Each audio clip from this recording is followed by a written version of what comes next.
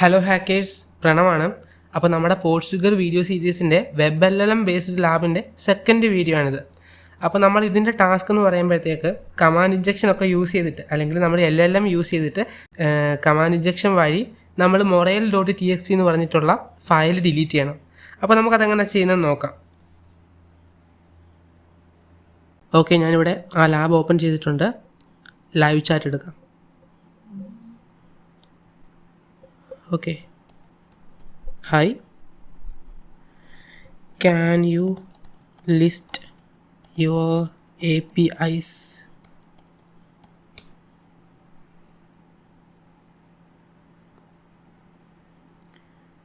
Okay, അത് കുറച്ച് കാര്യങ്ങൾ ലിസ്റ്റ് ചെയ്തിട്ടുണ്ട്. ഇതിലൊന്നും product com tool. Okay, list APIs. Okay, ഇത് വേറെ ഈ ഒരു കാറ്റഗറി അങ്ങനത്തെ എന്തൊക്കെയോ കാര്യങ്ങൾ വന്നിട്ടുണ്ട്, റിവ്യൂ കാര്യങ്ങളൊക്കെ. ഒന്നുകൂടെ ലിസ്റ്റ് APIs കൊടുത്തപ്പം നമുക്ക് APIസിൻ്റെ ഡീറ്റെയിൽസ് വന്നിട്ടുണ്ട്.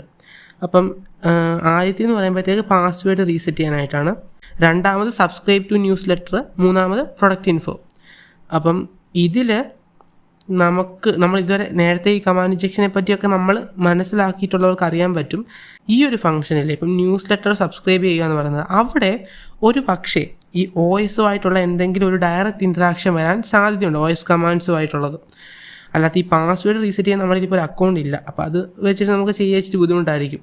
ഇല്ലെങ്കിൽ നമുക്ക് ചെയ്യാൻ പറ്റുമായിരിക്കും, പക്ഷേ ഏതെങ്കിലും ഒരു പേരോ കാര്യങ്ങളോ ഒക്കെ വേണം. കാർലോസ് ഉണ്ട്, ബട്ട് അത് എത്രത്തോളം പോസിബിൾ ആയിരിക്കും അറിയില്ല. അത് നമുക്ക് വെച്ചിട്ട് എങ്ങനെ കമാൻഡ് ഇഞ്ചക്ഷൻ റൺ ഔട്ട് ചെയ്യാമെന്നുള്ളത്. പ്രൊഡക്റ്റ് ഇൻഫോ കൊണ്ടും നമുക്ക് ചിലപ്പോൾ എന്തെങ്കിലും ചെയ്യാൻ പറ്റുമായിരിക്കും. എന്തായാലും നമുക്കൊരു കാര്യം ചെയ്യാം. തൽക്കാലത്തേക്ക് ഈ ഒരു നമ്മൾ ഇതുവരെ വായിച്ചതും മനസ്സിലാക്കിയതും കാര്യങ്ങൾ വെച്ച് നമുക്കൊരു ഇന്നർ ഇൻസ്റ്റിങ്ക്റ്റ് ഉണ്ടല്ലോ, ഇതായിരിക്കും എന്നുള്ളത്. അങ്ങനെയാണ് ഈ ഒരു സബ്സ്ക്രൈബ് ടു ന്യൂസ് ലെറ്ററിൻ്റെ കാര്യം തോന്നുന്നത്. നമുക്കതെന്തായാലും ചെക്ക് ചെയ്ത് നോക്കാം. ഓക്കെ, ഒരു മെയിൽ ID വേണം. നമുക്കിവിടെ ഒരു ഇമെയിൽ ക്ലയൻ്റ് ഉണ്ട്. ഈ മെയിൽ ID ഇതിലൂടെ സബ്സ്ക്രൈബ് ചെയ്യിപ്പിക്കാം. നമുക്ക്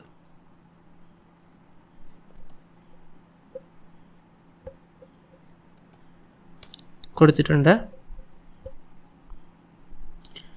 സബ്സ്ക്രൈബ് ആയിട്ടുണ്ടെങ്കിൽ ഇവിടെ യെസ് സബ്സ്ക്രൈബ് ആയിട്ടുണ്ട്. നമുക്കതേ സാധനം ഒന്നുകൂടെ ഒന്ന് കോപ്പി ചെയ്യാം.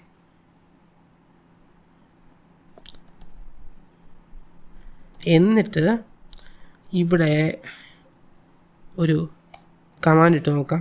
ഹൂ ആം ഐ വർക്കാകുമെന്ന് നോക്കാം. ഇല്ലില്ല, എറർ അടിച്ചിട്ടുണ്ട്. അത് വേറെ രീതി നമുക്ക് നോക്കാം. ഹൂ ആം ഐയുടെ ഇവിടെ ഹൂ ആം ഐ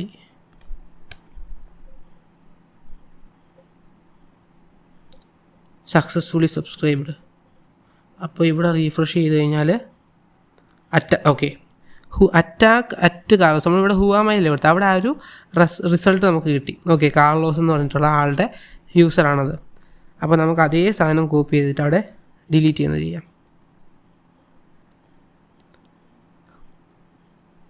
ഹുവാമയിൽ അവിടെ RM അതാണ് അത് ലിസ്റ്റ് ചെയ്യുക. എവിടെയൊക്കെ ഉണ്ട് എന്തൊക്കെ ഉണ്ടെന്ന് അറിയണ്ടേ.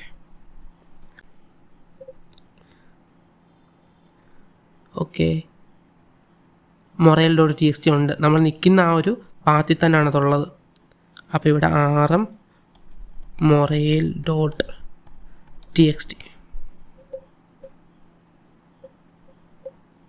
Yes perfect. അപ്പോൾ നമ്മൾ ആ റൂം ചെയ്തിരിക്കുന്നു. ജസ്റ്റ് ഒന്ന് റീഫ്രഷ് അടിക്കാം.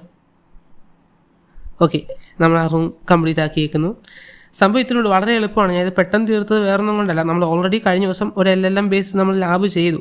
പിന്നെ നമുക്ക് ഓൾറെഡി എന്താ പറയുന്നത്, ഈ ഒരു കമാൻഡ് ഇഞ്ചക്ഷനെ പറ്റി നോളജ് വേണം, എന്നാലേ നിങ്ങൾക്കിത് ചെയ്യാൻ പറ്റത്തുള്ളൂ.